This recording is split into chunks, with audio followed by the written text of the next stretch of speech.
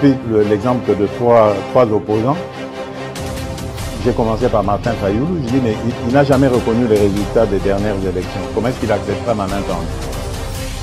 Moïse Katumbi était prêt à faire la même chose. Il avait même fait la même chose, mais grâce évidemment à la pression des siens, il a accepté qu'il rentre dans les institutions, mais lui reste borderline. Joseph Kabila, n'en parlons pas. Lui, il a carrément boycotté les élections et prépare une insurrection parce que l'AFC, c'est lui. Je sais qui est derrière. C'est pas ma tête qu'il cherche, il cherche la tête du chef de l'État. Et qu'il sache que je ne vais pas reculer d'un seul pas. Voici notre réalité. Un micro qui grésille, une caméra fatiguée, un studio improvisé, et pourtant, chaque jour, nous sommes là pour vous informer, pour vous faire entendre. Imaginez Balobeli à Peuple avec un vrai studio. Une meilleure qualité d'image, un son clair, des émissions plus puissantes, plus professionnelles. Mais pour réaliser cela, nous avons besoin de vous. À vous, chers abonnés de la diaspora, que vous soyez au Canada, en France, en Belgique, aux États-Unis. 5 $, juste 5 $ peut faire une grande différence. 5 $, c'est ce qu'il nous faut pour avancer, ensemble. Imaginez ce que ce studio représentera pour nos jeunes, pour nos enfants, pour nos voix souvent oubliées. Ce n'est pas juste un studio, c'est un outil pour bâtir l'avenir. Plus grand que 5 $, un impact. Soutenez Balobeli à Peuple, faites votre don dès aujourd'hui.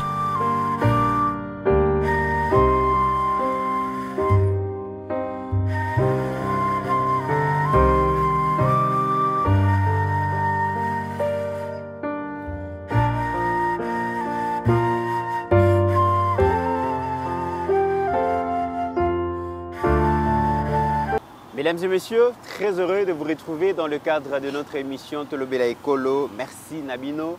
Naebi ke bose belé, vous s'abonner déjà à la chaîne. Là vraiment, c'est une évidence. Mingi pe naebi ke émission alelo. Beaucoup liker yango parce que vous allez quitter comme d'habitude. Naebi ke ba commentaire Nabino et vous allez ebele. Moutounion sur commenter émission et contribution à opération 5 $. Naebi ke malembe. Moutounion sur côté le beau qu'on a porté monnaie. Hein, moi, 5 $ et Gokoma pour que finalement, tous les studios, grand merci à vous. Aujourd'hui, to Koutanina Bino Lisusu, Tozana Pasteur Gili, Congo Zangara Makamute. Il y a des jours où il y a des informations, tu peux s'arrêter le Sarabino. Il y a des jours où il y a le Sarabino. Il y a des jours où il y a le Sarabino Pekanda. Comme les lots, je suis persuadé, je suis convaincu que vous êtes très énervé. Vous savez quoi, mesdames et messieurs, dans ces pays, il y a des gens qui se croient beaucoup plus puissants que la République. Il y a des gens qui décident de narguer tout un peuple et toute une nation. Et des gens qui croient que Bangonde Baza vraiment super congolais et que Bisso Congolais Moussoutouan Tinati. Oui, le projet Boukangalonge, mesdames et messieurs, avec tout ce que nous vous présentons comme un débâcle, projet sabotage et tout, les lots responsables du débâcle, la justice tente de rechercher un coupable pour que 285 millions oyo et que dans le projet wana toyeba quand même que nani oyo asakani na mbongo wana et Matata Mponyo est parmi les presque principal accusé par rapport à dossier wana. Mais au cours de cette émission vous allez suivre ce que Matata a dit et Matata a trouvé un parrain, un soutien de taille. Pour PC Moutou Makasi que non, les Congolais, ils ont droit à 285 millions de projets Boukangalonge Kenda. Vous avez une émission. Deuxième sujet, mesdames et messieurs. Le PPRD, parti cher à Joseph Kabila, parti du peuple pour la reconstruction et le développement, Bakomi Mikanda pour la Kolobake, suspension na bango wana ezali et que ce qui est à l'encontre de la démocratie et de la liberté d'association. Et d'ailleurs, Batikala Kozala officiellement saisi na ministre intérieur de d'où va continuer l'activité na bango ndenge sengeli. Alors que lobby tel na télégramme moko ministre intérieur a commis ba gouverneur nyonso pona kolobake dans toutes les provinces de la République démocratique du Congo, aucune activité de ces partis ne sera tolérée. Gouverneur moni bandeko ya perdre bazo sala activité kanga bango parce que ces partis suspendus donc bras de fer ezali. Bokoyo kalisolo wana. Lobby, mesdames et messieurs, le monde a vibré au rythme il y a la musique congolaise. Mais c'était au-delà de la musique congolaise. Et ça qui un cri de tout un peuple, de tout un pays, pour alerter la communauté internationale.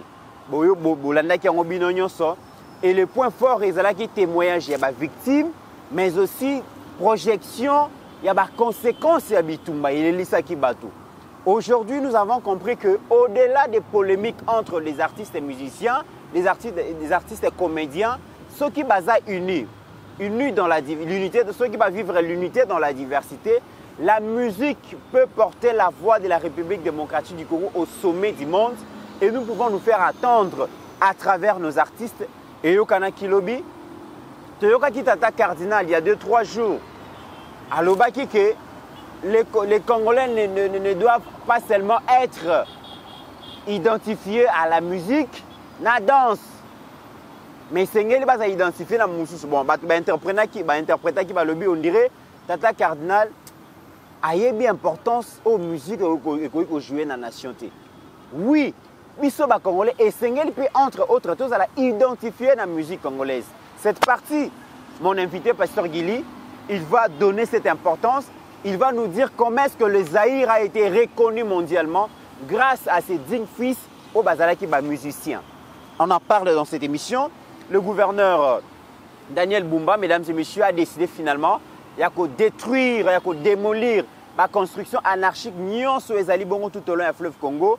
Donc le Bédengaliema, comme on a Bandakouana, et curieusement, ils ont dit la pauvreté, ils ont dit la illettrité, ils ont dit la dignitaire, généraux, mandataires, ministres, les professeurs d'université. Mais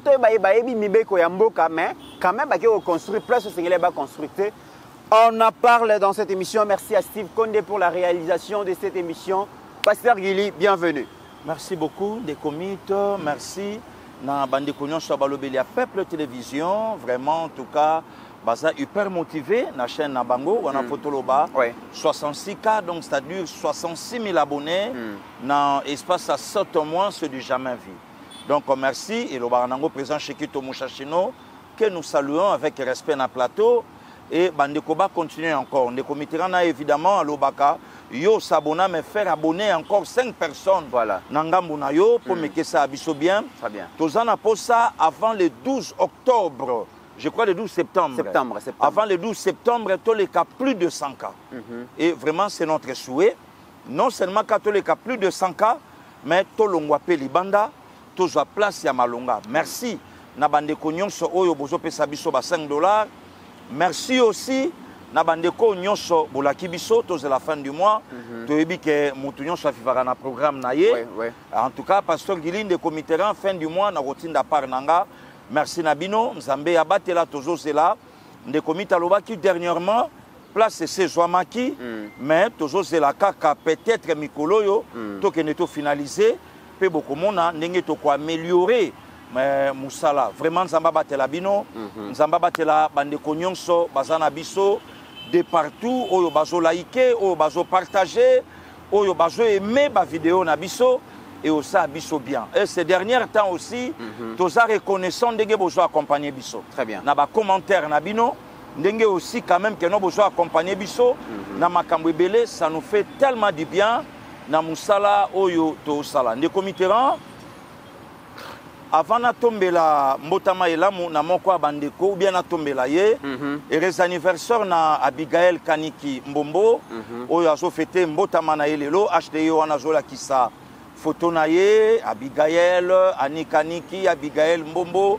longue vie à vous Nzamba sala yo bolamu loboko nzambe e umela likolo ya bomoina yo on est toujours ensemble c'est balobeli ya Peuple Télévision depuis ces anzété Tobanzi quand même totombela yo mbotama elamu place ozali et sikozolanda biso Pasteur Guili Ndeko Mitterrand ya et tokanisi yo Pasteur Guili nakati ote limbisa c'est quelque chose inédit HD est-ce que cause la biso image wana pardon Ndeko moko azoleka na moto alandaka biso amoni biso atelemi alobi non esengeli apesa pe ya $5 voilà ça me touche Pasteur Guili yango wana regardez yango wana pesi. Ça me donc touche. 5 dollars na ye. Ça me touche vraiment. Nzamba pambola ndeko. Ça me touche. Botala degré ya bolingo ndenge batu balingi balobeli ya peuple télévision. Ça me touche. Batu belé bakanisa lokwa YouTube na Kinshasa etala makate. Merci beaucoup. Mais tala un wewa. Ça me touche. Mbongo na ye ya pasi ya nzela avec tous les risques possibles, mais aza content na musala oyo bandeko basalaka alobi nga penatika participation nanga contribution nanga nzambe abatela ye ndeko mit donc ndenge to sa l'émission ndeko moko afandi aokanisa na ye te aoluka na ye info te aozela pasteur Gili ndeko mitera basala l'émission aussitôt ndeko Steve Konde a publié il a récupéré yango a na chaîne na ye a joué titre na ye na kombo pasteur Gili photo ya pasteur Gili teni pasteur Gili la tine émission wana ye pas joué a tie yango alors ndeko mit za ba chaîne ebele oh lelo bazolinga bazolia disons na kombo pasteur Gili so koti na Facebook n'en parlons pas au koti na TikTok kolobate bande ko ebele bazoluka audimate na bango na souilleur ya pasteur Gili de committeran jusqu'à preuve du contraire c'est un travail au pasteur Gili azolela c'est un travail au pasteur Gili obokola libota na ye c'est un travail au pasteur Gili obokolela oya yebana et de committeran ce qui est encore bizarre parmi bande konyoso ba ozo bemiswa pasteur Gili ba otia oba na Kinshasa personne n'a benga pasteur Gili même poliment. Non, le bango bande konyo so ba oyokanga même poliment. Ah, pasteur Gili, na sepeli ne lema wana, na lina coach sango na carte. Pas de problème. Ngana kena ke pande ko sango à l'époque à Eba TV. Na on sala émission na bo solo, na ba relation qui toko na Israël sango mokonzi, mais na respect ya musala na ye. Po yenda yeminga na plateau na ye, eza élément na ye. Na obenga ye. Ah, ndeko nanga, na cause ah non, pas de problème. Mais personne. Il y a 2 jours passé aussi ces missions-là. Aussitôt HD a publié, de comment on a chaîne à jouer à lancer. Steve Konde le grand génie na mayele na ye, à côté, accueilli kota la tinan de konenga au tal émission. Donc il est content, il y a kolia sueur nanga. Et sans même ya obenganga, sans même ya osenganga même zela. Le comité na travaillera na yo. Oyebi, il y a 2 fois, 3 h du matin, tout ça, la échange des idées, nini tokoloba, oyote. Et devant la justice, je te sale par rapport à ma propos, oyongamo dans l'obaki. Mais aujourd'hui, dans ma chaîne à YouTube, pasteur Gili a lobby, pasteur Gili a lobby, pasteur Gili a lobby, pasteur Gili a lobby. Donc, de quoi vandi, alingi, alia na sueur, il y a pasteur Gili. Et Moutabenganga Azate.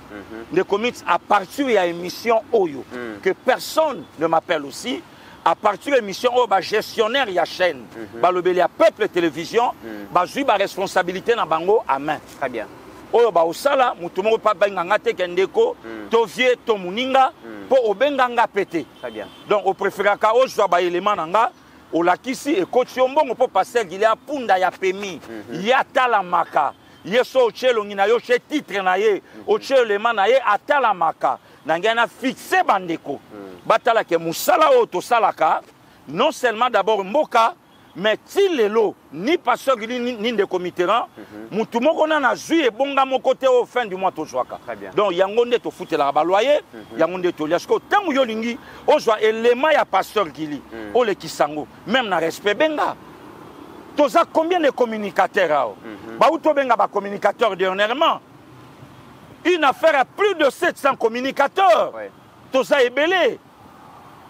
Même maintenant, on a respect. Pour ça, mais Benganga Tunanga. On joue chaîne ya batu au Longoli. Au côté Sindeko Stéphane Balamwange. Tu as un problème il n'y a pas longtemps. A Bengi Kolo, ba image, un grand frère pour lui. A Lobi et Sangaïté. Et ça, bateau, qui par ma camounangane, bateau, va frapper. Écoutez, c'est cher. Mais pourquoi les autres travailler? Moutounion soit lingi et l'onga pasteur Gili était yaye. Mais bon, ça la reconnaissant que je suis grand dans le monde de ça. Bon, le bango publiquement. Qu'il y a des communicateurs et des communicateurs, mais pasteur Gili, non, c'est un mis à part. Bon, ça clair au bango. Hein? bato balekaka pe bafinga ngati ayebi nini eloko nini ayebi mais bokozwa pe image na bango ya ye bozwi pe bokoti na chaîne en tout cas ndeko Mitterrand bato balimbisanga nalingi naloba yango lelo bato bayoka naza mosali ya mutu te na mosali ya Congo mutu nyonso akozwa image na nga à partir de émission lelo a publié kombo na nga na eloko na yebi te ba gestionnaire à chaîne ba osa musa na bango. Très bien. Alors merci à Papa Atou na Canada, merci aussi à Sephora Atou na Canada. Pasteur Gili, Sephora Atou c'est une jeune demoiselle na Canada a 5 autorisation à lobby a 5 autorisation na l'administrateur et à le Peuple Télévision ceux qui ba émission na biso a ko traduire en anglais pour na bandeko balandaka biso belé kuna peut-être moi français ça la passi to pesa ki autorisation to lobby. On a besoin de ça. Ezali problème ti. Alors on a besoin de mutu a comme ça biso marchandise na ye. Voilà. Biso nyonso to na Kinshasa biso soto na mboka na baoba na poto azui Pasteur Gili marchandise. Très bien. Fonds de commerce oyo ya lelo akoti asali 26K asali 33K babi na Facebook kolobate na TikTok kolobate odimata batezo mata na elongi na kombo ya Pasteur Gili mais mutu ana tikala jamais kokota contact abenga Pasteur Gili donc akumisa ta musalo ya salaka kena tsaka pebele mano na la sano en tout cas ndeko Mitterrand na lobby yango bandeko nyonso bayeba ke eza œuvre d'esprit olanda ingai na justice pour na lobaki mutu nyonso akotia titre na nga justice aza gestionnaire ya chaîne azali oya otia kombo na nga quelque part afuta penga poazole la motoki na nga aole la kombo na nga aole le longi na ngai siko soka futinga te na ofutela bana na classe comment voilà c'est vraiment de la mauvaise foi. Pasteur Gili, République démocratique du Congo, tu as presque 100 millions d'habitants. C'est un pays sous-continent. Et tu as 80 millions d'hectares de terres arables. Mais au Canabiso, d'après les données, tu as dépensé par an 1,7 milliard de dollars pour importer Massangu, pour importer Loso, pour importer Madesu, pour importer biloko nyonso toliaka parce que nambo cannabis toliaka biloko to produisa kate. Et Congo a eu décision to lobi to ko dépendre quand importation. Ya biloko koliate parce que importation na pe en grande partie ezali biloko oyo ba payande ba importar ba indo pakistanais. Et ba loso ba liesa kabiso wa ezali pe ba loso moko synthétique na ba qualité biloko ya kawana ça nous cause tellement de maladies. Alors que nous avons ma belle espace, Congo est inhabité, place est belle, est vide. Tokoki ko sala bilanga kende na Bandundu, kende na Congo central, kende na Équateur na Kasai. Congo tokoki ko importer biloko koliate parce que ma belle est vite aux exploiter. Et ba combinatant wana série ya Kabila ba zui décision ba lobi ba sala projet ba benga ngo projet agroalimentaire ya Bukangalozo, agro-industriel ya Bukangalozo. Ces projets sont sur toute l'étendue du territoire national et Pesabiso te bengaka autosuffisance alimentaire. Il fallait dans le Bukangalozo il couvrir ville province à Kinshasa, Congo central, Kwilu, Kwango et puis Bandundu. Il y a projet 285 millions de dollars. Mbongo ebima Pasteur Gili. Kasita mbongo ebimi après quelques temps résultat oyo biso tozalango lelo eza oyo Steve Konda zolakisa ba engin esombama metala ndenge lelo eza abandonné ba moteur ya ba engin wana babi bakonzi musu bazwango batiango na ba bateau na bango bakoma kosala ba faire les engrais chimiques basombaki pona nini tala ndenge ezali abandonné image wana eza horrible. Justice na biso komi koluka nani aza coupable nani aza responsable ya débat la Bukangalozo wana Matata Mponyo et quelques personnes qui sont convoquées pour un dossier. Ancien gouverneur à Banque Centrale Yeo Gracias, Matata Mponyo, n'a pas partenaire sud-africain. Matata est allé à comparaître le 14 avril. Tout l'année qui a obisonné ça. Tant que si comparution wana, renvoyé à faire le 23 lelo. Et c'est qui Matata zonga lelo. À comparaître en audience à la Cour constitutionnelle, tu continues à voir qu'est-ce qui s'est passé finalement. Curieusement, après le 14 avril, Matata Mponyo qui est l'Assemblée nationale. Matata Lobinin. Steve Konde, l'exception extrait à vidéo. Honorable Président, j'ai été surpris, comme tout le monde, d'être encore convoqué à la Cour constitutionnelle et j'y suis parti par respect, parce qu'en principe, en tant que député national, couvert par des immunités parlementaires, je ne devais pas y aller sans qu'il y ait une autorisation préalable de l'Assemblée nationale. C'est ça ce que recommande la Constitution de la République et c'est ce que recommande les règlements d'ordre intérieur de cette institution où nous sommes. Les collègues Nicolas Kazadi a bénéficié de même procédure. Je suis allé, par respect à cette institution, la plus grande et prestigieuse cour de ce pays, où j'ai indiqué au juge que voilà, je suis venu, mais il y a une condition. Quelle n'a pas été ma surprise, honorable président, de dire cette immunité parlementaire, pour nous, elle ne vaut rien. Mais je suis très étonné. Honorable président, honorable membre du bureau, nous n'avons pas peur d'affronter la justice, mais nous voulons que les lois de ce pays soient respectées. Les lois de ce pays doivent être respectées.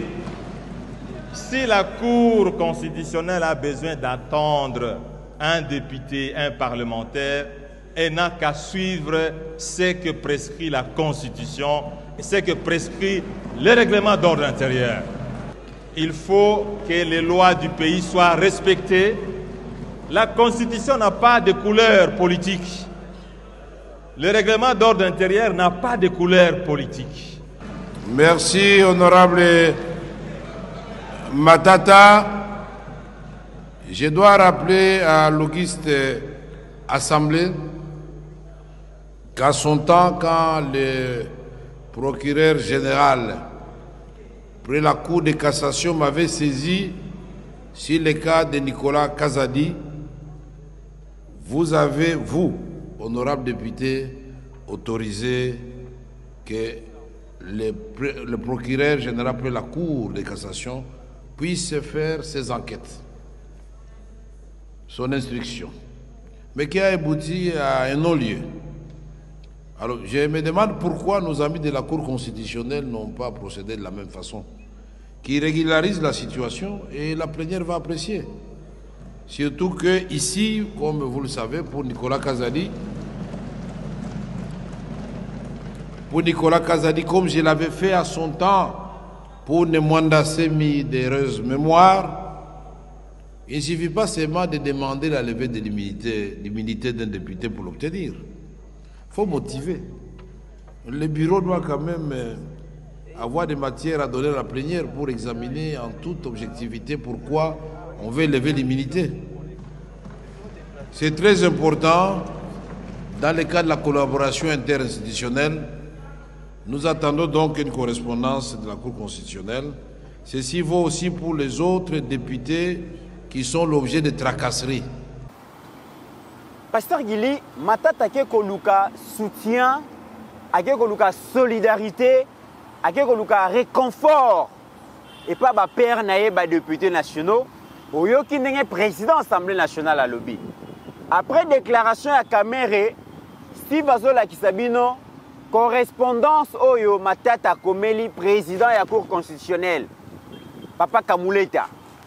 Matata lobby à partir à l'élo, na koyaka lisusu ko comparaître na audience à Cour constitutionnelle parce que na zabongo na immunité parlementaire. Ba immunité na réseau permettre nga lisusu te na kende ko comparaître, il faut respecter procédure. Pasteur Gili, dans un pays où bazoku fanzala, dans un pays où biloko est très cher parce que tu veux importer en go. Comment Matata peut se comporter comme ça? Et puis na soutien à bureau ya Vital Kamerhe. Des comités, je ne sais pas quoi dire.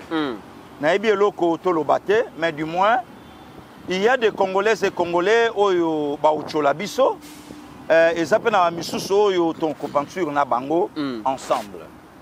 Ba Congolais batikala ka jamais na lobi bien à 99% jamais kozala d'accord que Vital Kamerhe azala président de l'Assemblée nationale.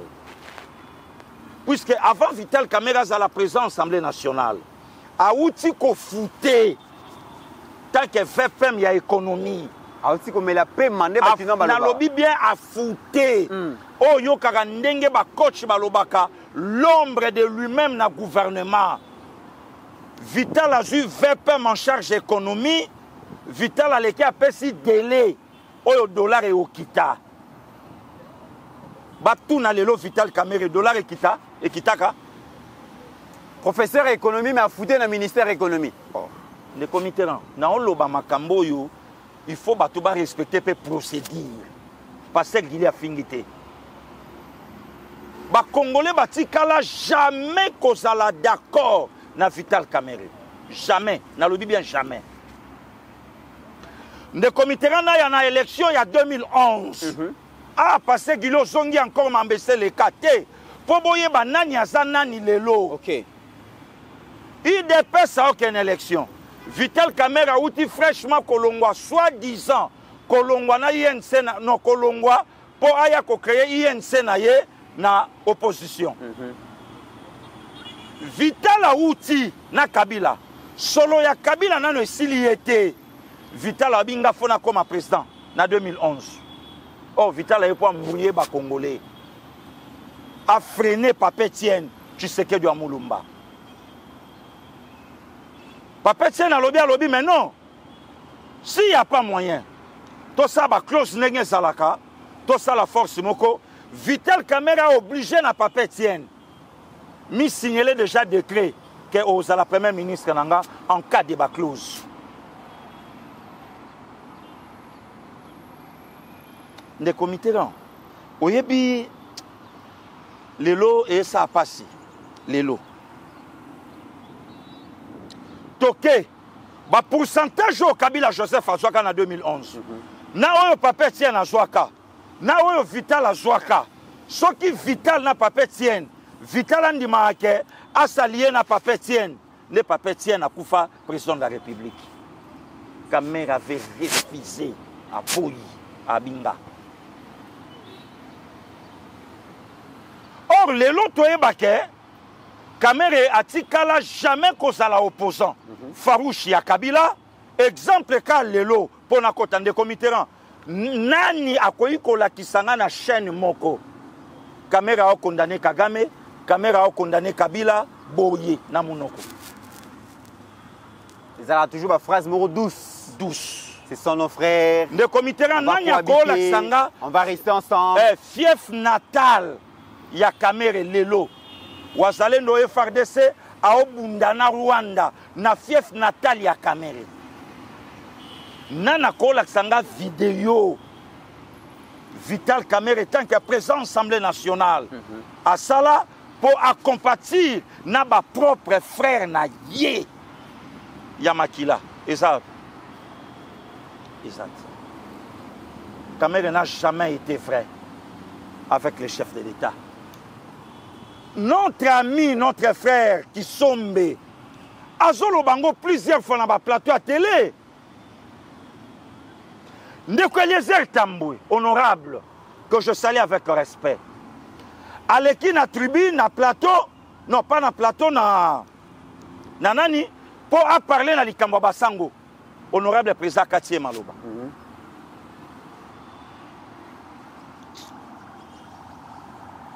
À Katie, on n'a pas besoin de ça. On a besoin de cohésion nationale. Or, des comités na plateau lelo. Révélation bimina Rwanda que eloko ya paix à Basango. Comment on appelle ça? Pacte social pour la paix. Oui, pacte social pour la paix. Initiative à Paul Kagame.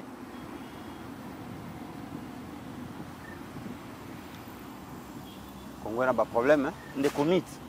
Image de koloba na Kinyarwanda bazwili falansa baole kisa na biso bandeko toyoka Kinyarwanda te président gouvernement na biso bandeko toyoka Kinyarwanda te soki tembe yango na ashida zola kisa soki tembe de comité na ya que makambo yo nga frère na yo na lobi na plateau na yo yambinga et que na buki lokuta yango wana HD autola kisa ndeko atomboli alobi pacte social pour la paix eza initiative ya awa ya Paul Kagame eza initiative ya Rwanda tu te racontes ndeko Mitterrand ya hein siko pasi eza wapi mabe eza wapi tangu Monseigneur Fulgence Mouteba a télémi à lobby abi mais non nous sommes financés par le Rwanda.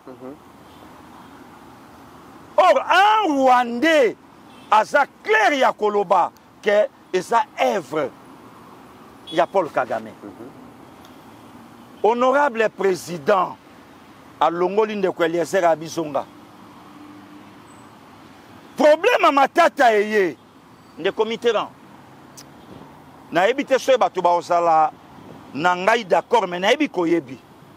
Na lobaka eloko yo avant ma ponomi, avant l'élection.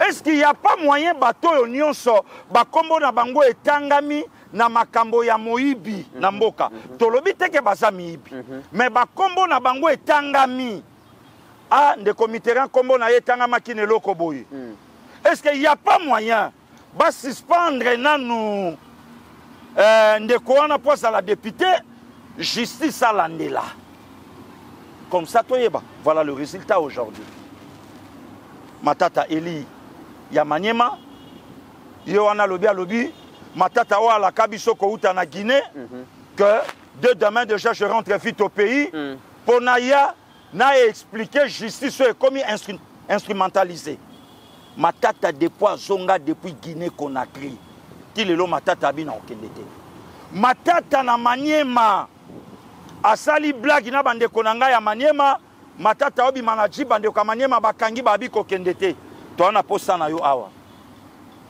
matata bi autorité ki sasa bino mombo moni hein na ngai na ngana ya mais bande ko bakangi mutuka moyena kende aéroport ezate babina za kakao en tout cas bolimbisa moyena ezate matata ndeko Mitterrand bandi ko chokenga na likambo masango mais ndeko Mitterrand na ya oza mutabwanya tozi sécheresse on a benga sécheresse ou bien pénurie ya masango gouvernement Fandi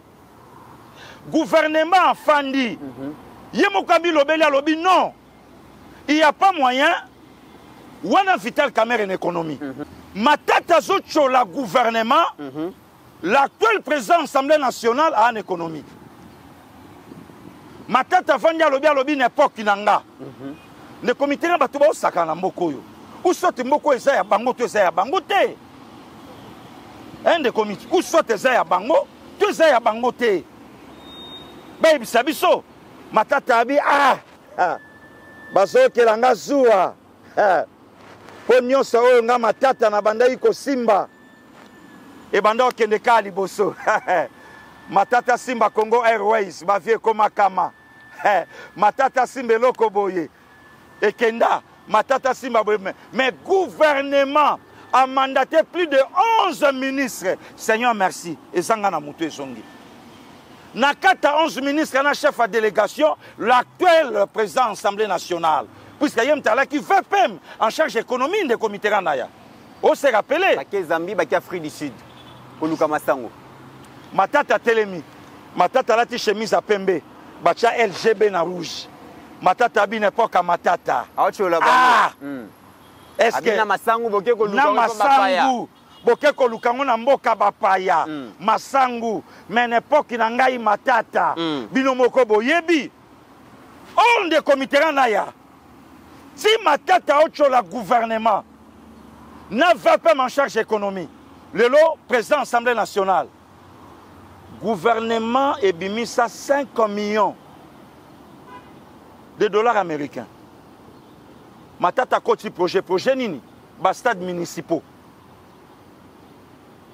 Matata lobby oyo ya municipal na Bandalungwa ya masina kune pande komiterana ya ba stade wana bazinga yango babongisango kuna ngo 5 millions de komiterana ya 5 millions et bima.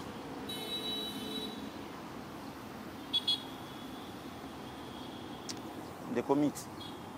Mbongo nango e bima. C'est aussi ces missions de comité rana ya tolekano bandalungu air nyonso. Bite kute kutala.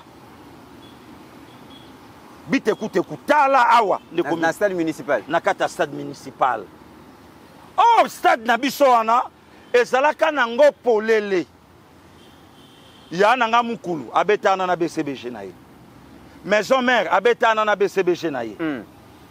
G7 et présenta ndeko na biso na Chiquito. Le padre a présenté Chiquito na terrain wana. Aigle du Cap la Merveille na terrain wana.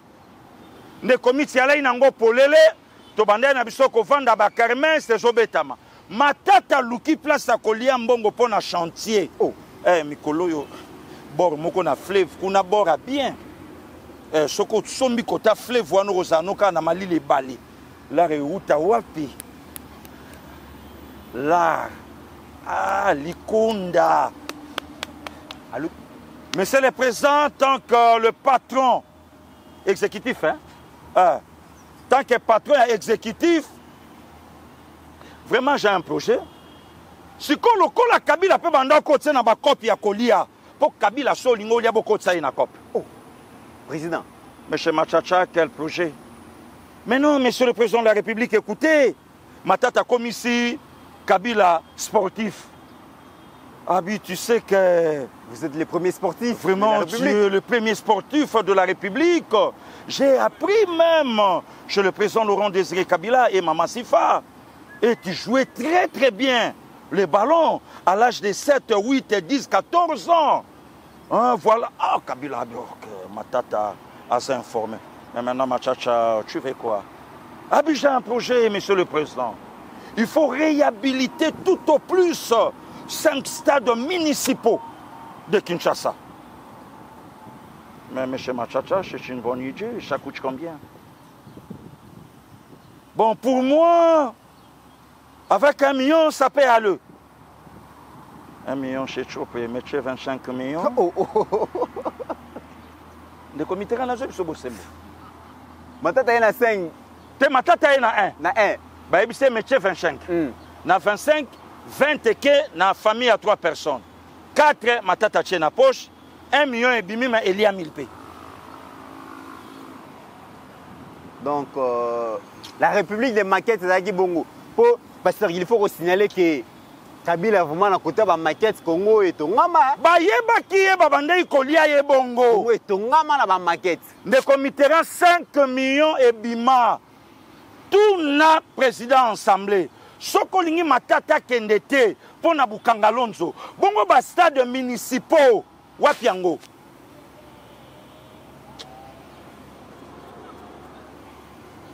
De comité na ya tosuki wana te.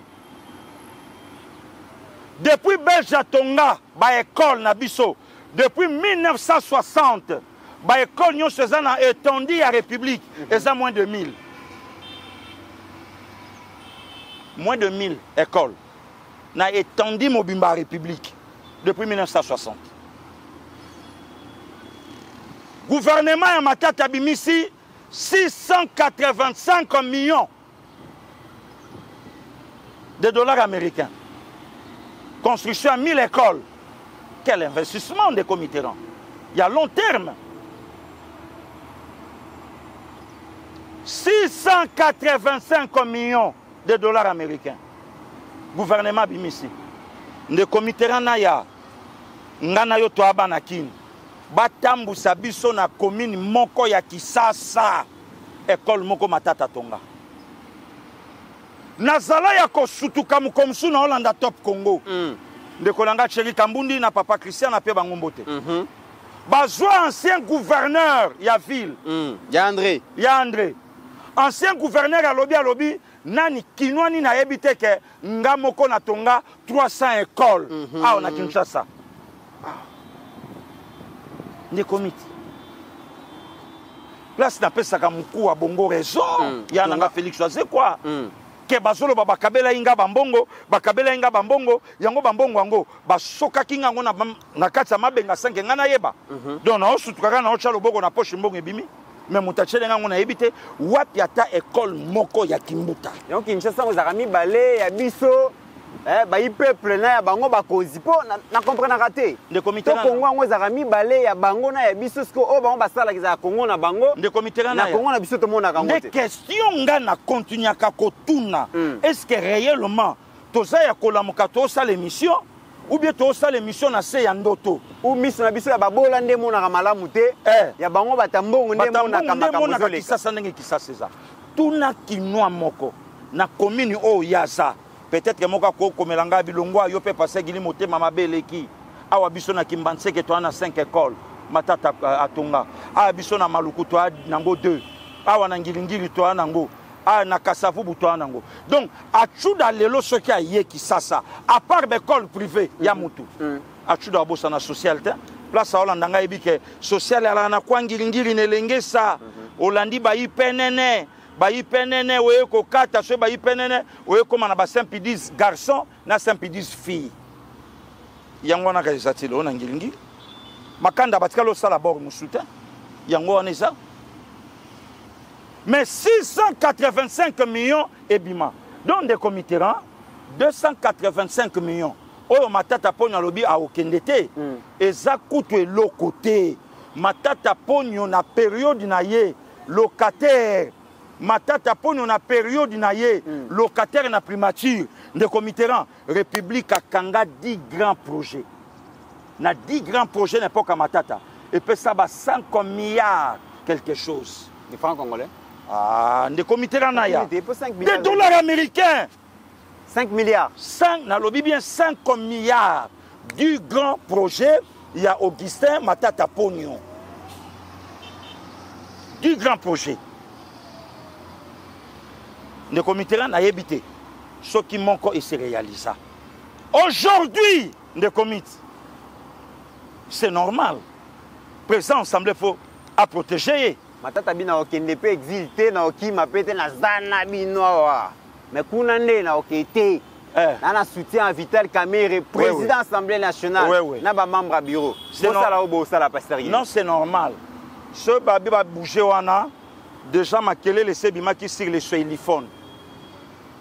So babi ba bouger wana lobby secrétaire à partir bengi ba communiquer a bengi quelques communicateurs à partir bibo fingaye. Si pe le loba congolais ba tuna pe le kamna bango ya 100 jours et monana te. Projet oyo banana ko salir le président de la République. Hein? Les comités là. Oyo bandana ko salir le président de la République. Que facha fingama. Donambo ba pomba baza ko pasteur Gili. Les comités. Ba nyaki vraiment bazali ba pomba baza, ba kolo Congo bazali. Au moins de te faire un plateau, au moins de te préparer une mission, au moins de te préparer à Banzela Moussousou. Et même na Batunde ba préparer à poste ya kozwa, même n'enge gouvernement zobima.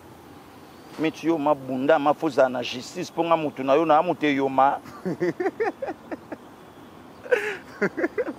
Na zo ibsa. Il faut sa place wana obika ba problème na zana ngo. Yo faut joie.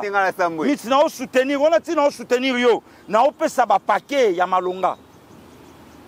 Mitazui ndelo ke samilelo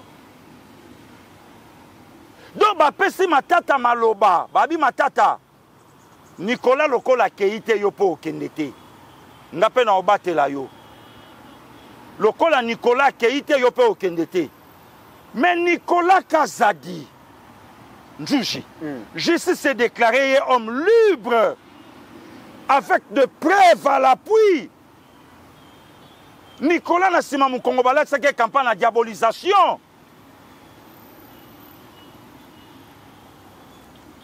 Nous qui allons qui n'a cliqué mobimba. Oh, il fallait Nicolas Kende Kaka. Or, Nicolas Wana, à quoi mais selon calcul, n'a pas bayebi que Amuta président. Il faut Kende. Ne commit. Si na souka batu ba repé ça passer Gili raison, atikala jamais. Jamais qu'on soit d'accord dans l'union sacrée.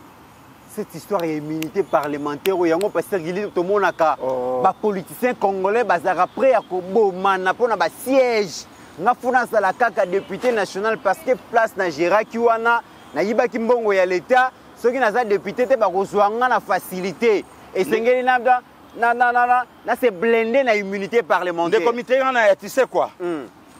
Oyebi lelo eza na bateau ba okansaka ba okosa président. Loyauté partagée. Ah bon? Je suis avec le chef. Cohésion nationale. Il faut tambola derrière Maloba président. Mutumoko tako le ka kenda la contre. Ya Maloba ya président de la République. To frustré batouté. To frustré batouté tant président lobby cohésion nationale. Il faut tous à la derrière ma propos. Il y a président de la République. C'est de la flatterie pure et simple. Nassima cohésion, les vols. Nassima détournement. Nassima cohésion, à autant la politique, il y a le colombo à gauche, mon à droite. Ce qui côté simbité côté kuna na argent espace. Le comité là, oyebi bato ba loyal na mutu. Oyebi bato ba fidèle na mutu. Oyebi bato ba za ya mutu. Toke musikate. Zwaka ba mouvement le VPM en charge à transport. Oyebi bato belé ba lobini. Babi Jean-Pierre Bemba abimi na secteur na ye, abosanya ke na secteur mususu offre te. Abimité, Jean-Pierre Bemba a ba donné oyo Congo a comme traversé nango lelo. Lokola ya zana ba donné wana. Muto a ko expliquer ngo malamu na opinion et ça Jean-Pierre Bemba. Le comité ranaya. Et ça Jean-Pierre Bemba. Jean-Pierre Bemba a bundi na Kabila awa. Jean-Pierre Bemba obetana Kabila na Kinshasa, Vital Kamerhe, deuxième personnalité après Kabila, c'est Vital Kamerhe. Patron, il a pas perdu. Secrétaire général. Donc, au nom de la cohésion nationale, Vital Kamerhe Lelo a au CPLA, na Jean-Pierre Bemba Roleka Kabila. Donc, Jean-Pierre Bemba, maman Liliane, a kokai pe kokufana ba ane na Masasi. Vital Kamerhe, après Kabila, c'est Vital Kamerhe. Paul Lelo, après qui ça, Batouba Leka, au nom de la cohésion. Bon, oh, ya Salina Matata, ça c'est détruire la nation.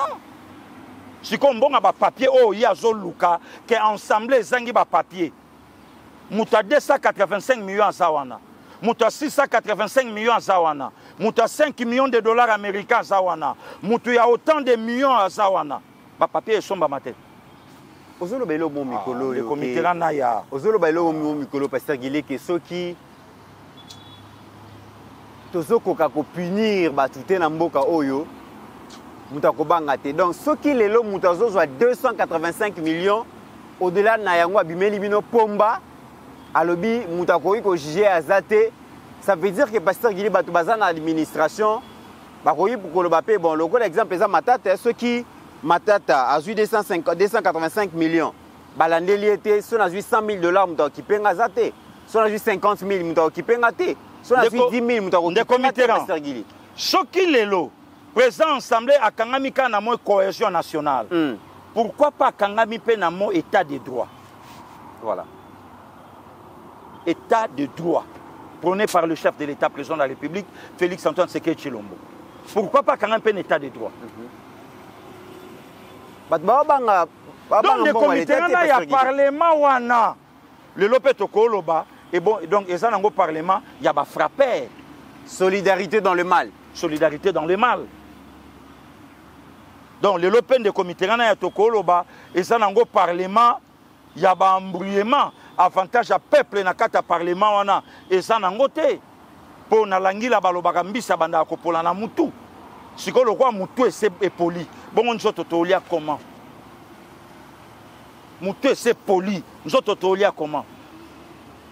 Le comité, il y a Bible et le binabiso. C'est la justice qui enlève une nation. Ce n'est pas la démocratie. Malgré ça, mon Congo a manqué Bible et respect, donc c'est-à-dire a manqué Nzambé. À l'obé, à l'obé, à Nzambé, à Bible, ça copie à pasteur. Copie nabino. Oh, tant que Bible, salamaka, pasteur, moko salate. Oh, combo nezanakati. Très bien. Le comité, il y a à un certain niveau. Le lendo ya mbongo. et salaka bato musu na sena moïté. Et Dieu merci qu'à manquer les chrétiens respect, à qui jamais qu'on manquer les musulmans à parler dans le Coran. Jeu de amis musulmans, Djibril Nzeza, Lestra, Mastananga, musulmans, Moualim, nayebi respect na religion na bango. Oh baloba nanga ke Coran et uta likolo et kweya na mabanga bango bazo yango basai la rati lelo Coran. Et quand le se moutou, lelo, à koleka a manqué Coran, respect, le la musicien moko ya Congo, à l'eki, à lobi, Bible za cop na binon zambete. Ah, ndeko Mitterrand. Mutako magana lolendo, hein? Mutako magana lolendo, sokadui. Nzamba batela l'homme de Dieu. Oui, Nzamba batela l'homme de Dieu, le prophète Nehema Sikatenda Jacques. Ayoki passe si tant que monton ensemble. Nakangi nanga parenthèse, Nzamba batela mission. Vous comprenez les comités naya? Donc les lots, batu bavandi balobi babi non, eza kop na biso. Textuellement les comités naya, autolo balobi solidarité dans le mal. Si qu'on posait la question des comités na Matata, depuis Matata est député national, avantage à peuple, na munoko ya Matata tilelo et sawapi. Depuis Vital Kamerhe président de l'Assemblée, bilan moko Vital a anango, botu na ba personnel Assemblée nationale na multiplier ba salaire na bango fois 10. Donc eloko yo kenda comme la président Assemblée nationale yango ana.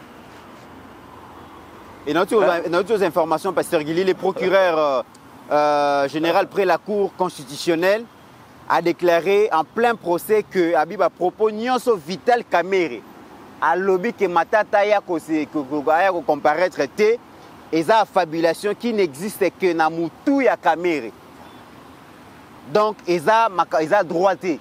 Donc au Kamerhe lobby ya makanisi na ye na makanisi ya Matata.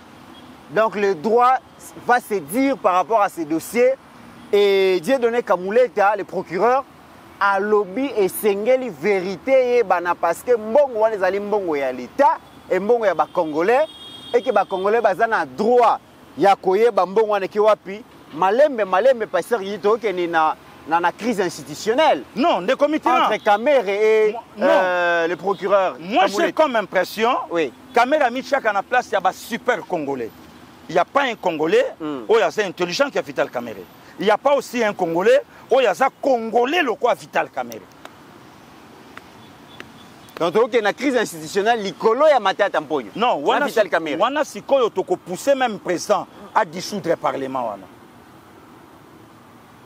Comment la représentation du peuple peut protéger des voleurs? Voilà. Bah représentant un peuple, bah battre la bateau, bah accueillir bah peuple. Voilà. Ils ont la sensité parce que les comités bah fandi, bah chez bah caméra pembe ni bah luka, passer Gilia au lobanini, ce passer Gilia lobi. Ah! Cette fois-ci à Kobi Katete, passer Gilia pas au lobelo roté. Bah lobeli a Mikolo ka papa Dieudonné Kamuleta. Très bien. Bah papa Firmin Mvonde. Biso kaka na sima na bango. Ezaka na mutu ya Kamerhe. Les comités ezaka na mutu ya Kamerhe te. Eza ba résolution 018/21. Le comité ya résolution 018/21. Mais au moins mboka Eliezer Tambouy à la Moussiti. Toye ko déposer modification ya loi numéro 18/021 pambate mobeko oyo tozomona yango que eza mobeko ezali kolobela makambu ya statut ya ancien chef de l'État, ezali kolobela makambu ya ancien chef de corps. Ancien chef de corps eza batu nini? Eza batu oyo bakamba Assemblée nationale, bakamba Sénat, bazala ba premier ministre, nakati wana batie ba commandant de la ville, batie ba chef d'état-major, batie ba président ya cour constitutionnelle, batie batu ebele. Ba lobby ya ancien chef d'état mobeko wana ezoloba que même ceux qui les lo Mouto, nazo pes exemple. Joseph Kabila, ancien chef d'État, parce que mon côté Zana Yewan. Jusque là. Alors, les lois kotiko zoata moi sinayo, ba kotiko landela yete. Il faut bisoto sangana awa, to décider na 3 quarts. il y a Assemblée nationale na Sénat, c'est-à-dire 500 députés plus 109 sénateurs, ceux qui 3 quarts bandiminde balandeli. Donc à koya botolio lupango bako landela été. Mais biso to estimé que il faut toko kakotala. Donc dossier Matata Caméra lobi Matata Kenete. Bon dossier Eliezer Tamboué. Est-ce que la proposition de loi est qu'elle programmée pour qu'elle a débattu, Pasteur Guili? De comité, est-ce que le président de l'Assemblée nationale a calculé vraiment honorable Eliezer? Ce qui caméra zobo ya ko livrer Matata, a ko ndima ko livrer Kabila. Yamona oloba, est-ce que le président de l'Assemblée nationale a calculé mon akolo lopango? Na ibisio que respect à Batu. Donc il y a mis mon aka hyper congolais. Est-ce qu'il a calculé? Ok, ma mon amour que les Tambalobi.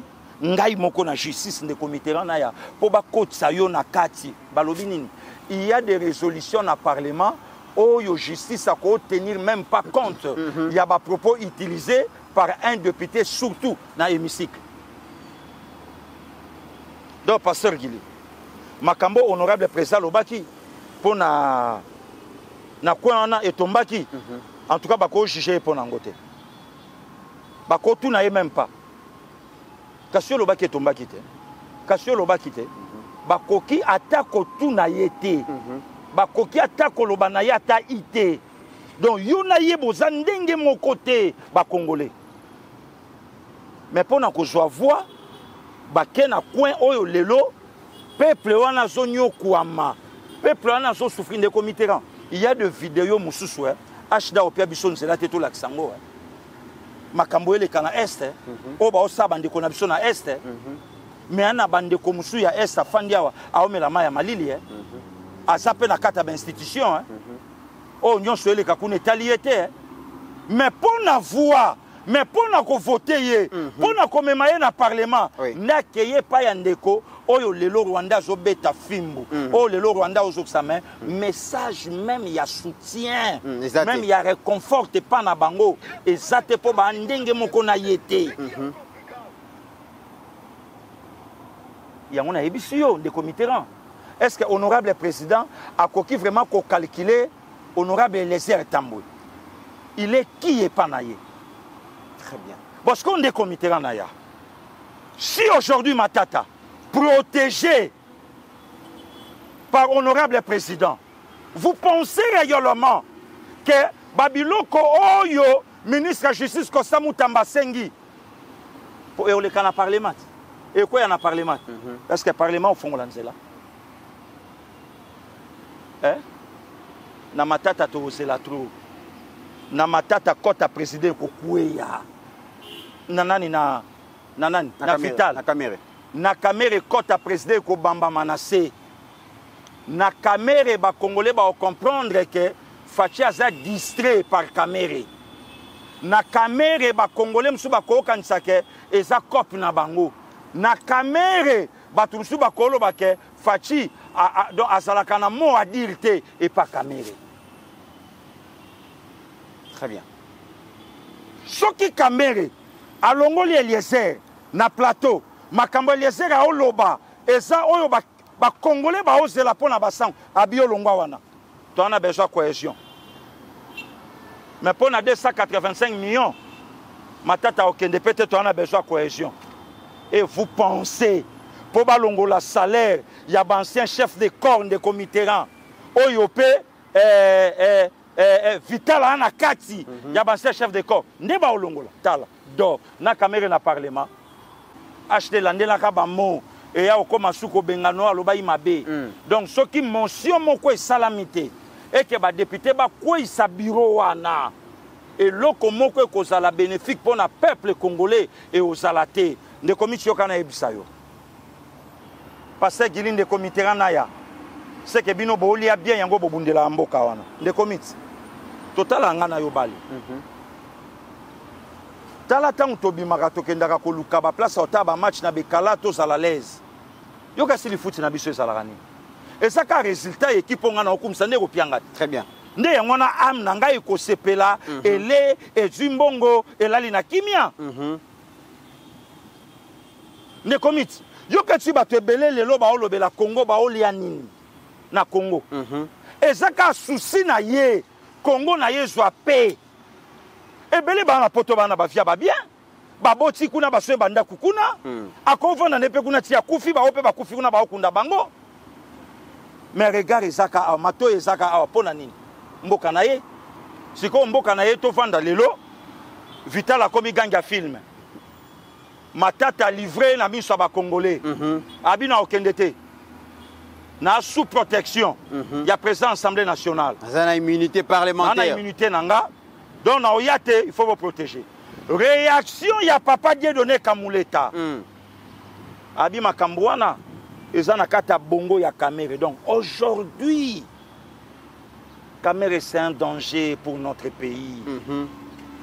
Le comité rana kitsata mungongo po babengelanga na justice te. Kamera travaille pour la famille na ye. Yango moni kamera ke ko fêter anniversaire ya mwana si waza na tata na ye pe aza mutabo zui. Mandimi ba filmer makambo le kana bien mais quelques jours après ba papier na parlement ezate.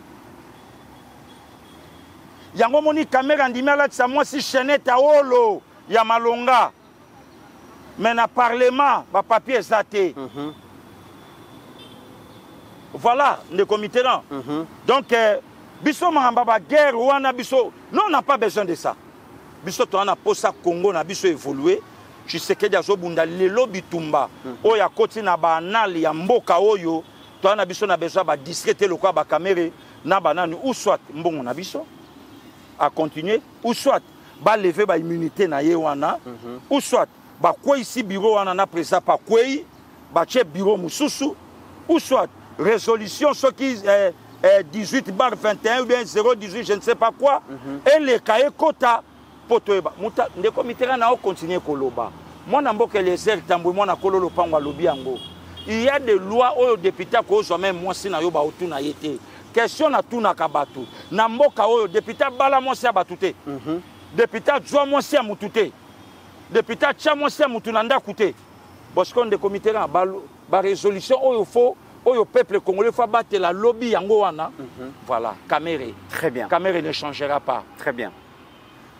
Pasteur Gili, motoyami balé o azali na immunité yango ba immunité parlementaire on a comprendre pourquoi bato ba gérer kabiso so comme la période d'élection bandi bazala après ko dépenser ba somme colossale pour bazwa ba immunité parlementaire wana. Pasteur Gili avant to kota dossier a PPRD et un ancien membre, il a raison de la confiance. Je n'ai jamais été d'accord. Il y a un membre, il y a Union Sacrée. Il y a aussi la gouverneur de la ville-province à Kinshasa. Mesdames et messieurs, il y a un projet où les lois sont la stolo à lui. Kinshasa Bokokanisangai pour Natiki Bilembo. Merci, monsieur le gouverneur. Otiki Bilembo, mais à quel prix? Pasteur Gili Elengesa Oyo, ils ont la chanson fétiche. Il y a Gentini Ngobila au Azalelo, messieurs les sénateurs, gouverne à immunité parlementaire.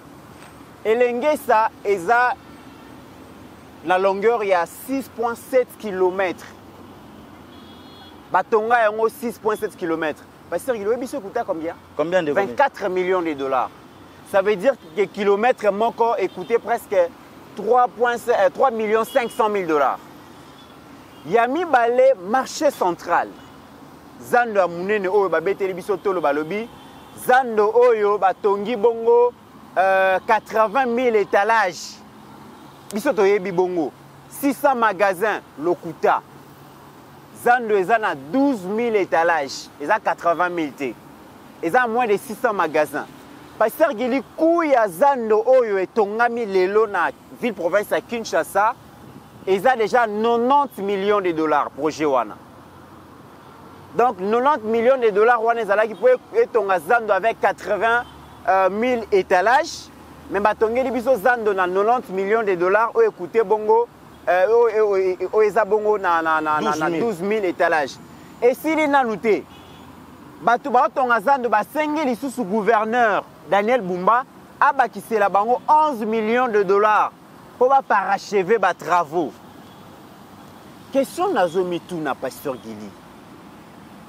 Yango batu ba gérera biso balingaka Congo to balingaka Congo te. Et tant que Daniel Bumba et Pasteur Gili alobi apparemment zando donc 90 millions de dollars c'est trop. Accueilli bongo koluka ba maison d'audit ba meka ko évaluer projet ba yebisa vraiment ce qui construction wana ekoki ko coûter combien. Scandale Pasteur Gili. 3 maisons différentes. Il y a audit. Maison à Liboso ba lobi zando normalement so batongi on a 80 000 étalages, 600 magasins. En réalité, Sengele a coûté 22 millions de dollars. Maison Moko habité, Sengele coûté 23 millions de dollars. Voilà, presque. Maison Moussous Balobi, en tout cas, 24 millions de dollars. Presque. Mais les lotos qui ont 100 millions de dollars. Gentini Ngobila. Naïbité, Godem Poipe Outi Kolobali Kambouana, il y a une semaine que Zando Zali vaste escroquerie. Mais Oroyo Kaboué, Aza sénateur, couvert à immunité parlementaire. Omoni lelo batu mususu balingi ba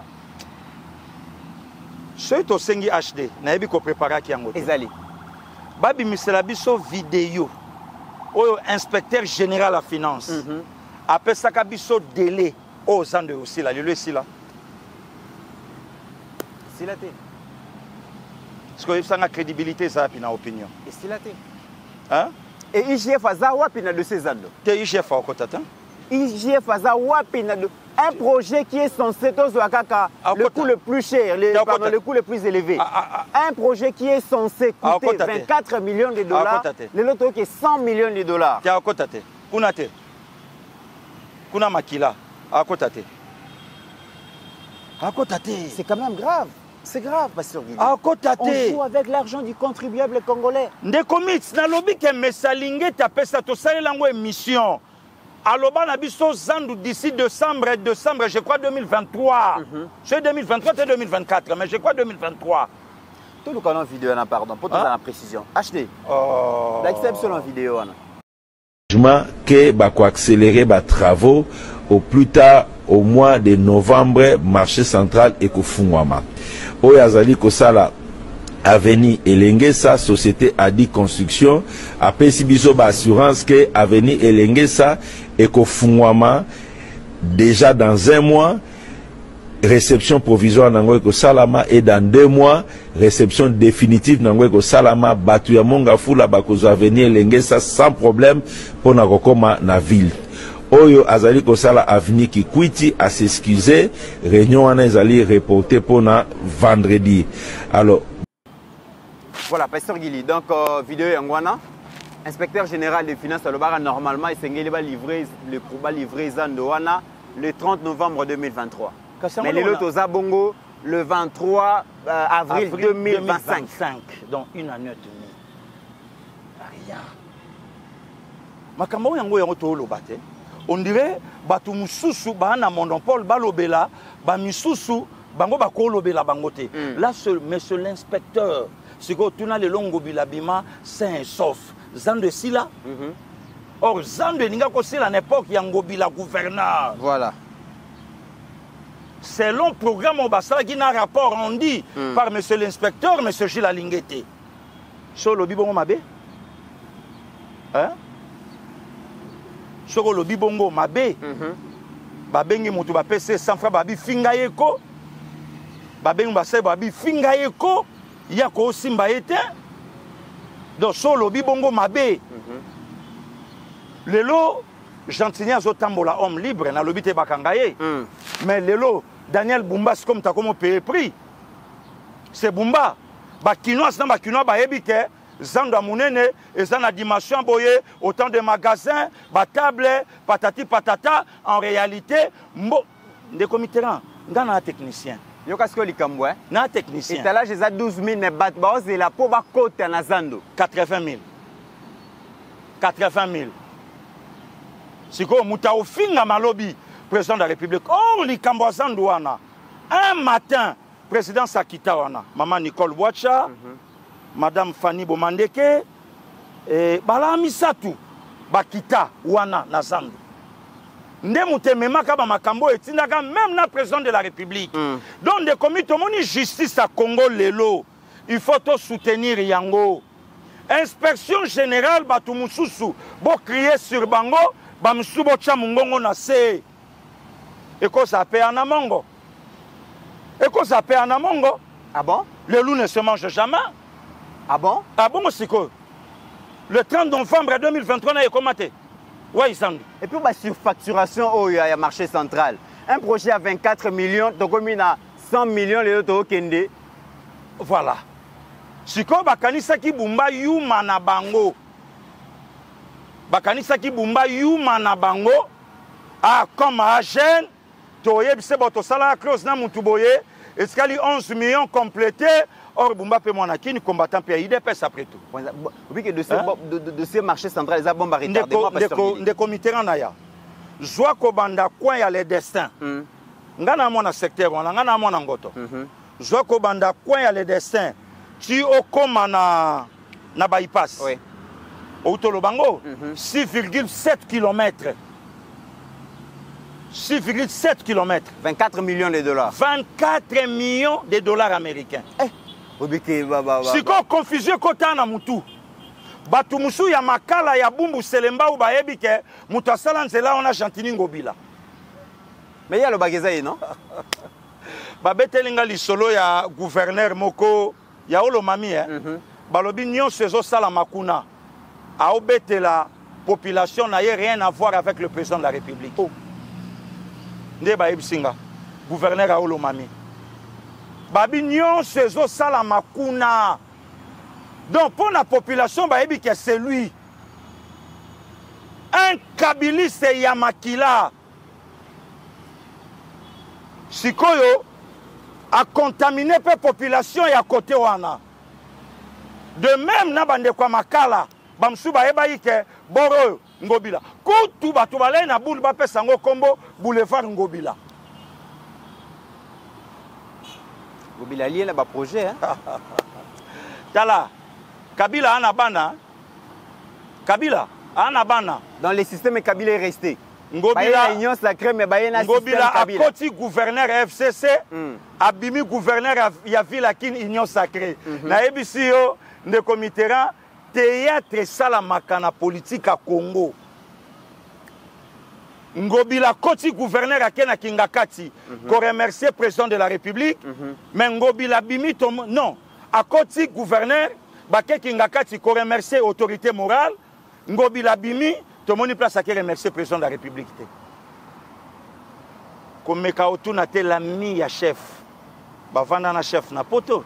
Yo passé Gilio va na poto. Balia Banguba na chef. Balia Banguba na chef na poto. Hein? D'ailleurs yo yebite kutu bateau banda aussi mba fachi.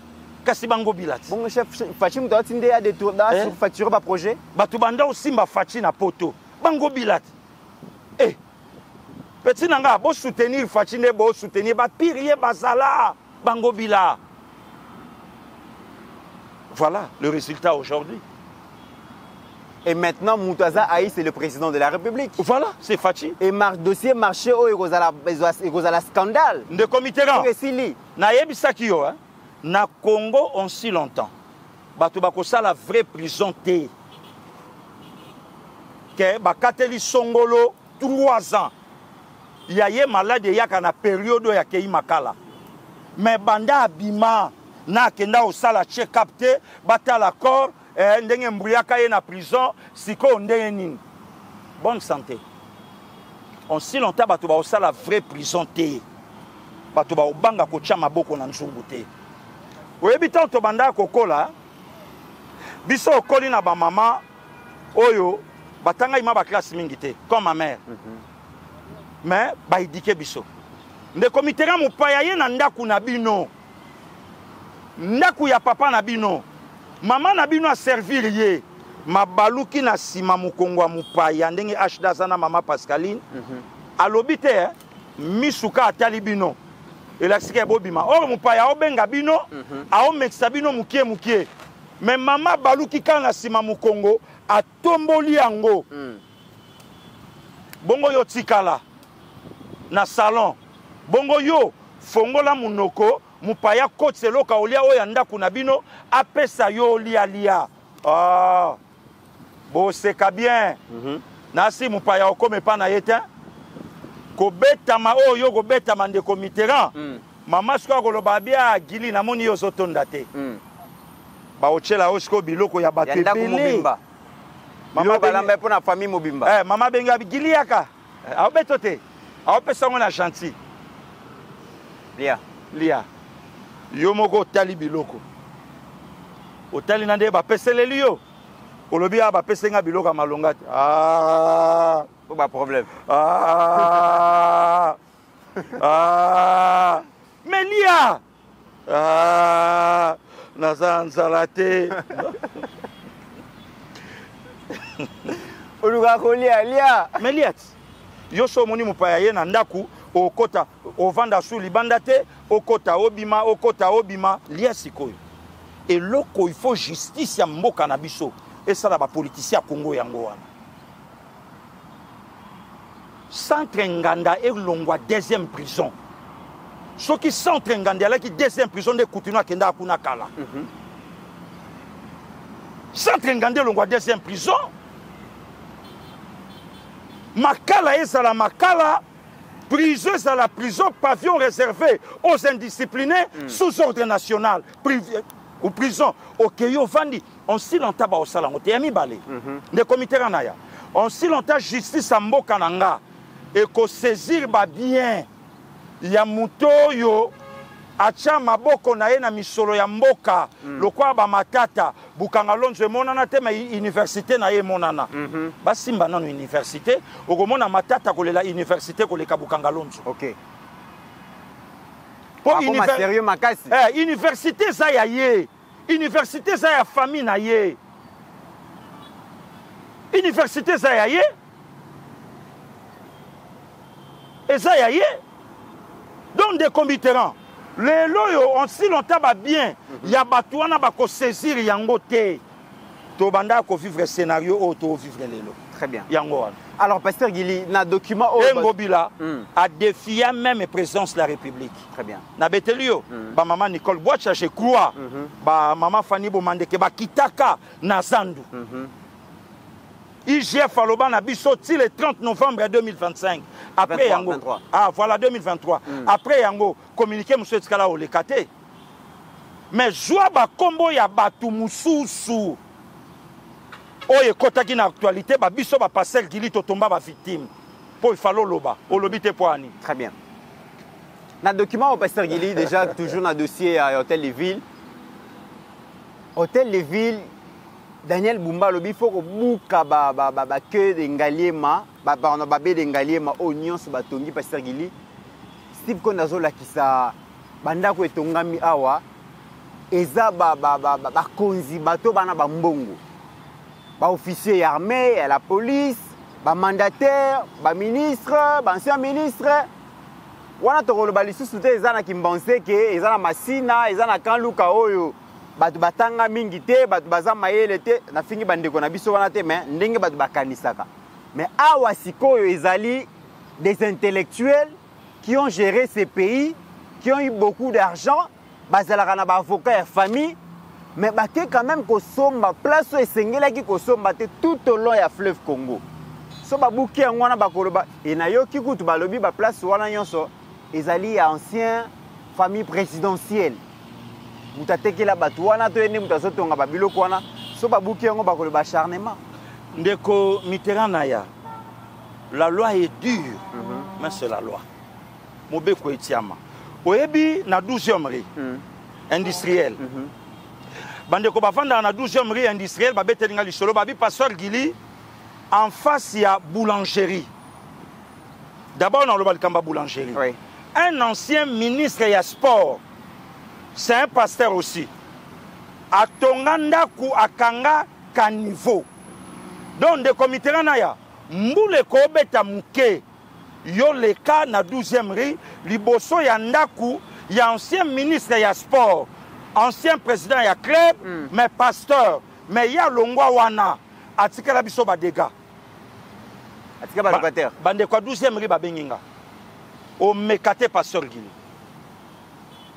ba mama bakatsaka wana atomboli bilamba tiawa et mai na 12e rue et vanda akali boso résidence il y a ancien ministre ya sport pasteur de son état babuka partout kuna babuka te basimba te na 12e rue de Comiteran bande kwa 12e rue industriel ba yebisinga pasteur Gili kalamingi te incendio e salamaka muke oyo ezo risque salama lelo eza mituka ya ba chinois wana soki ba pakistanais na bande ko ba wewa na mituka ya bana elekaka wana soki burgmestre limité gouverneur à ville Daniel Bumba alandeli makamba mituka wana te likambo yo salama de comité tu sais quoi ba chauffeur ba kumbaka wana ba yokaka beaucoup plus ba indo pakistanais que bande ko ba oleka na mituka na ba moto c'est bima ah mais ba ngana lobby na yo bima sikotala ba remorque azoka forma nyoka te po akota 12e rue industrielle ya muke bande ko ya boulangerie ba paya o ba ye Congo batandi mituka na axe koto mituka minene batandi pe koto yo ba restreindre nzela sikoyo eza rue oyo bande kwa moto bazwaka batu na coin ya boulevard bakitsaka batu na se ya poids lourd 12e rue batu pe bavandi wana mitukele kaka mais batu ba osala loi boulangerie makambo yo lobi ya kobuka mutache 12e rue lelo na insécurité ancien ministre ya sport ancien président ya club moko ngana lingaka na Kinshasa mais ya longwa wana akoma na Montfleury po makambo emata mais ndaku kuna ka niveau nde bakanga mbula soke beti lake sala makawana liboso na ye. Est-ce que monsieur le gouverneur Daniel Bumba a okoka kobuka banda kwa bazoe ne comité na betelo lisolo lokolo bi ya ancien famille ancien bato ancien régime zoyoka po ba somba pasteur Gili HD mikolo yo bandeko ya transport na service à sécurité bazolandela mituka oyo eza na ba plaque uta Lubumbashi. OK bar 04 bar 03 bar 05 bao kangango na kati ya okanga na koti na zwi info balobi l'état na biso apekisa ba plaque moko o zowati kaki oyo azalaki nani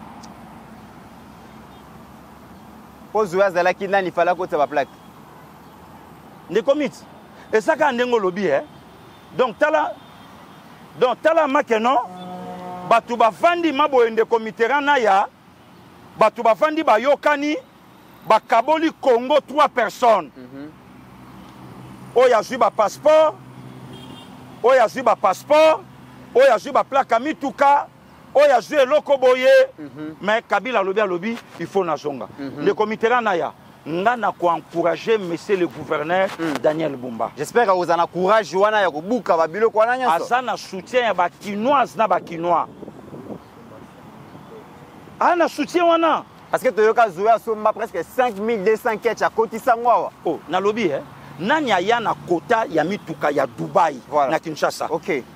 Ndeko Mitterrand ya combien de batuba na poto? Est-ce que lelo mamu loko la pasteur Gili akozanga même ata BMW oyebi na komi Espagne ndeko Mitterrand na komi Madrid na yeko indima pourquoi Real de Madrid apesi Kylian Mbappé non apesi ba joueur Real nyonso ba BMW donc Espagne ezamboka ya ba BMW ndeko mitolongwe na hôtel place toyalaki tozo kende boye libulu ya métro ezawana tozo métro to bouger namona ba BMW oyo na Congo ezate namona yango te mituka mais ba mituka lelo soke na poto okuta na sima banda ku jeep mo parce que il plan yango mais mutu na bino matata pekisa ba plan matadouane cher yo ko zanga carte zowe fongola kota na Émirats Arabes Unis boka na bangoti ndeko Mitterrand parcelle na bango Congo République démocratique du Congo pays francophone Zoa signa biboye la bango mituka volant anglophone 5200 volant anglophone ya Zoé oyebi lelo to parler na Kabila puisque c'est lui le Rambo mais batu bayebi mutu amemelaka bandi po ya za acteur ya fachi ba ibite mutamemela ka bandi ba mabanga asa ah bon oh ndeko mitera biso à l'école primaire en famille nga tangi classe na ba grand frère na nga ba cousin na nga biso to obima na ndaku obundi soki ndeko abundi te mama robeta ye peut-être que yom to tumbola une école pour nani sa famille do yo ngai babo mandeko na yo o mama nga makamu na ye tangu ya ko bunda lobi il faut kota babo mandeko na yo pour nani nyonso kabila o sala sans Zoé sans Jeannette hein Jeannette aloba na bino na parlement awa bazwanda kisamboka na biso na Tanzanie Zoé aloba na biso awa c'est depuis 1997 na kota na famille ya Kabila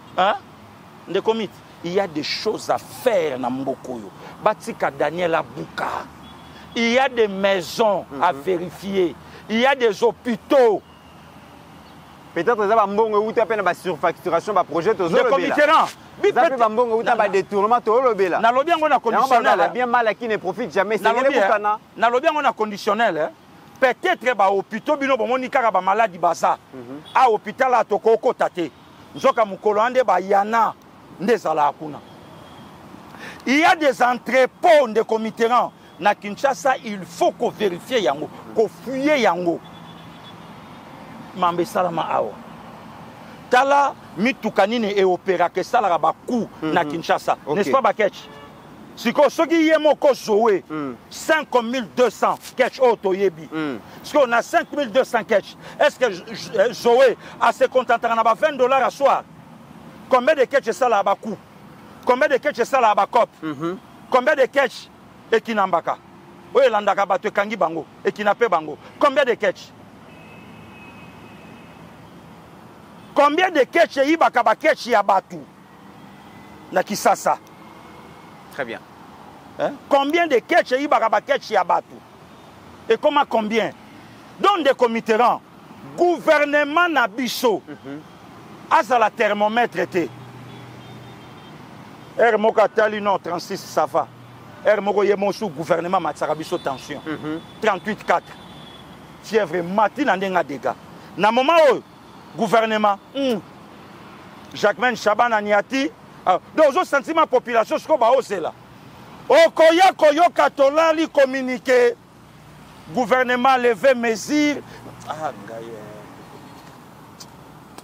bosimbisi mutu ezaki wo ekomi woi nazoyebisa yo awa tovandi awa bato bapoto baobenga babi tokomi na moment oyo biso ozelelaka faci akanga Kabila abloke akanga totali boye VPM Jacquemain Chaban abimi licha manche courte yoka essence Jacquemain Chabani luko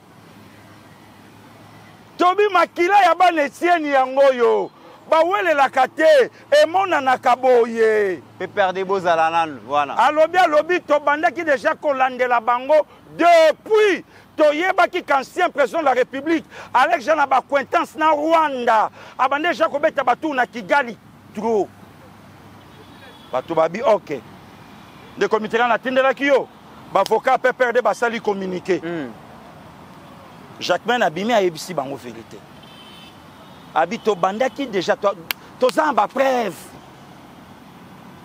te ba quantance ala ki déjà na Kigali na M23 donc tobetsa on pambate sikoyo population ba osela nini to mona ke démarche oyo ekende ti na suka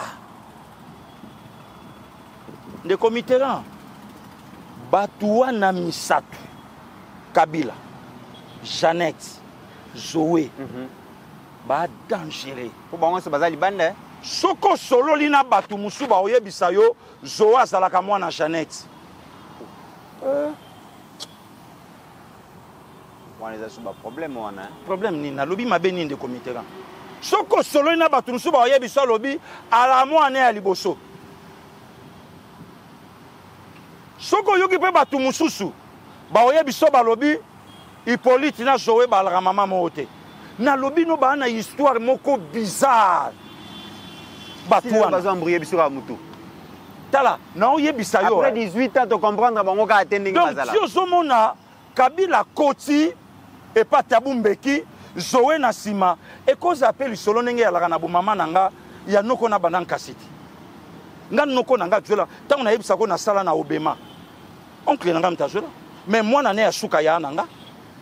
Kade na ye, moi ne asuka ya nanga. Malobi mo nankasi. Kende na nkuna sala musala. Bino bomo na Zoé lokwa petit frère tam sou neve ya Hippolyte Kanambe ya liboso. Donc alingaka neve na ye trop.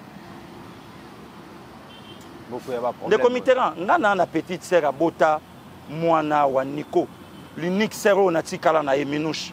Ce qui n'est quoi télémé à Bino Nyonso Boloba Mwana nga. 25 ans lelo.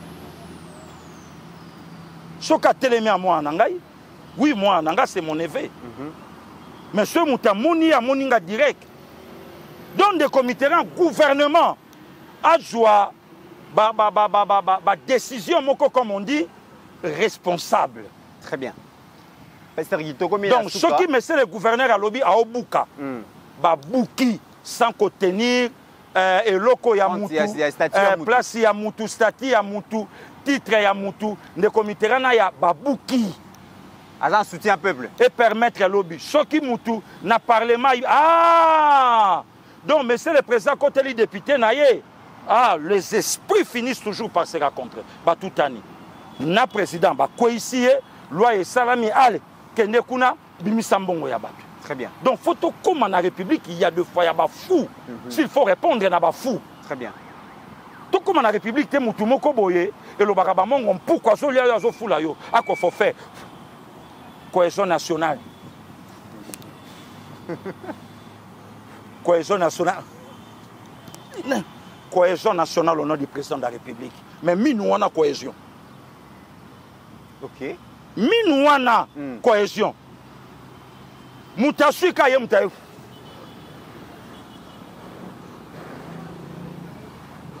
Yé moutassu cohésion. Matata de là le biango. Abina okendete. Honorable président Abina ngana kendete. Très bien. Honorable président de Fier Justice. Donc, monsieur le gouverneur Bisso Tchelio Motema, donc accompagné on a caméra na Bisso, y a balobélé à peuple et télévision. Voilà, pasteur Gilito Soukissa, Solidarité Congo, aux a parmi bateau Hollanda qui vraiment concert. La République démocratique du Congo a brillé sur le toit du monde. C'était pas seulement de la musique, mais c'était aussi les cris d'un peuple en détresse. Et à travers la musique, le monde a compris la conséquence désastreuse de la guerre. Ils ont déchiré la République démocratique du Congo pendant 3 décennies. Et nos artistes ont été à la hauteur. Il y a que dans le monde entier que trop c'est trop, maintenant ça doit finir, pasteur Guili. Le comité là, il y a bravo. Concert il fallait mettre depuis le 7 avril. Le là, ce qui nani a payé à Basango na ngata au sango na mutu na ngate initiative nango bima na Rwanda bakei koyebisa Macron bato Soutani bakei koyebisa Macron a payé sa valte na concert wana ya soutien ya RD Congo et betama le 7 avril nos évêques pourquoi ça t'a pas trêve parce que bana matanga te bani bazana matanga. Pourquoi ça t'a dit moi c'est le fait que moi trêve non nous matanga ici après le comité rana ya bisonyon so abe donation show les ana mawa tata kerna nana yebisio il faut nana yebisio show la ana mawa oh mais nana yebisio tata mbongwa sana mawa mais papa kufiti bongo bango bana mawa oh bango ba dépendant na papa mais wala mokonzi na bango ba dépendant na papa mokonzi na bango na ba yoki kutu papité papa lobi na bango na miso ba caméra ya mondawa ba yoki été papa tindi non apostolique aye avant d'ici bango na conférence à évêque ba répondre non apostolique tokolia yo tokolia argentin à sa pesi messi coupe c'est pas possible de ba yoka été le comité la chola teti Chola oyo kakutu baningane basango te. Chole baningana e basango aoyo kabango te. Kardinal Mbongo Lolendo asala CPI na Congo bisika bikauka sango telemeli ye abwaki yo na esiko tokendaka na kitambo wana kuna soko kei nyonso ya yo babosani mukolo ozonga sango yebani te bango bana ntango yoka bango biso tokolaka na catholique sango soki basi batie maboko balongolaka yesu te ambongo aye abengani sango alandi abwakeli ye jeton abitala ye wana akomi koyenga ye mutu alobaki akozala lumumba ya basango toyoki ye wana akomi na Rome tozongela concert bango bakende kotambola bakopi na bango te bakende ya papa wa Roma pona bango za papa liboso akufi de comité bravo na ba congolais et congolais au bassin Moussa na poto ba Ping Sibiata baza ebele basali misala kuna pour concert wana betama de comité biso to amboka ya culture entre autres musique tozo beta Coupe d'Afrique bafana 96 Zaïre Libéria ba George Weah Libéria ba James Sudeba basali déclaration ba habito yebi Zaïre kana musique. Donc des comités, c'est une façon lélo, bah musicien, bah qui s'appelle ras-le-bol na bango, na makambo ils ont les kanambo kanabango, entre autres bah maître Gims, bah passer Moïse Mbie, bah di cap la même, bah on so bah dajou, bah on so bah la kiwana, bravo quand même na bango, le message est passé. Où est le problème? Ngana yo lokwa tokoyemba te biso pe to sa musana biso na nzela ya ba analyse ya makambo o biso salaka où est le problème bravo des comités c'est ça la démocratie. Très bien. Mesdames et messieurs, ça n'est fini aujourd'hui. Merci Nabino Tobo Sanate, vraiment Tobo Sanate, campagne à $5. Mystique qui a formé $5, c'est vrai. Ezali Mouké, mais pour comme vraiment montant au Tozo Luka, nous devons jouer avec les nombres. Toza vraiment ébélé. Le 60 000 abonnés n'engagent pas Sergila Lobby, tous ceux qui sont malembe, mais ceux qui sont stoppés, c'est à 40 000 personnes, bah payer $5. Imaginez ce qu'on ne peut plus, on ne peut pas faire avec 40 000 personnes, bah payer $5. Vous allez bon ébélé, bah payer merci, bah payer dans le tête tous zela, bah payer si promesse, tous zela, merci Nabino Naebeke, Kalamingité, tous les studios n'engagent pas Sergila Lobby, place c'est mon année déjà, bah razo zela rato ya coupé ça, oh yo coupé ça. Tout s'activer pour que tu récupères l'espace wana bazwa yango te et au-delà de nos divergences d'opinion.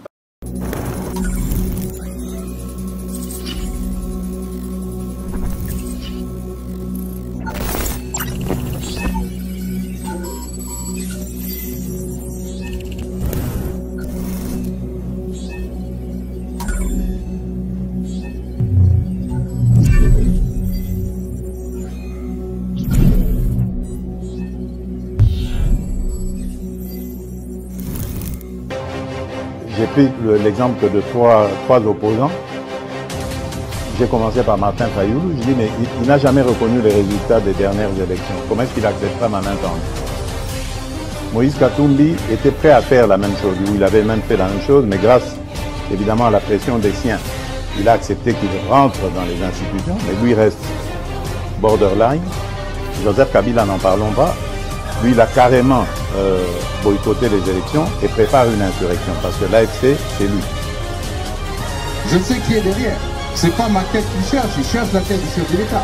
Et qu'il sache que je ne vais pas reculer d'un seul pas. Voici notre réalité. Un micro qui grésille, une caméra fatiguée, un studio improvisé, et pourtant, chaque jour, nous sommes là pour vous informer, pour vous faire entendre. Imaginez Balobeli à peuple avec un vrai studio. Une meilleure qualité d'image, un son clair, des émissions plus puissantes, plus professionnelles. Mais pour réaliser cela, nous avons besoin de vous. À vous, chers abonnés de la diaspora, que vous soyez au Canada, en France, en Belgique, aux États-Unis. $5. Juste $5 peut faire une grande différence. $5, c'est ce qu'il nous faut pour avancer, ensemble. Imaginez ce que ce studio représentera pour nos jeunes, pour nos enfants, pour nos voix souvent oubliées. Ce n'est pas juste un studio, c'est un outil pour bâtir l'avenir. Plus grand que $5, un impact. Soutenez Balobeli à peuple, faites votre don dès aujourd'hui.